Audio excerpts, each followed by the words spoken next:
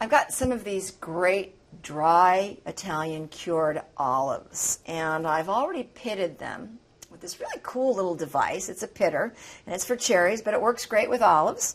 So I just want to run my knife through the olives. This is going to add some really nice flavor to this pasta. Very earthy, very Italian. A little salty, but not too briny. And that's just a nice rough chop. So you can put these back into our bowl.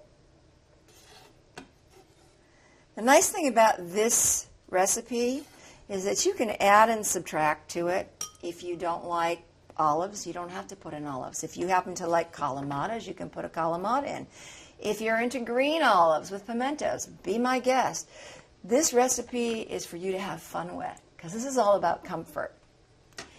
I happen to like red bell peppers, roasted red bell peppers, so I want to put a little bit of roasted red bell pepper into my pasta.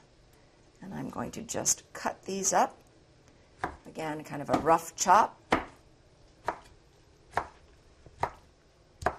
Oh, they smell great. This is so Italian.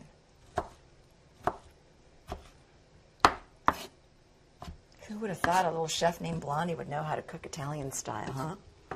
Okay, that's beautiful. A couple more little pieces here. Just chop them up real fast.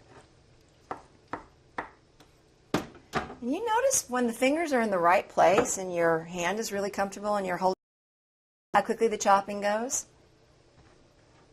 As long as you know you've got a safe control on the knife and your fingers are tucked behind, you have nothing to worry about. You can chop away.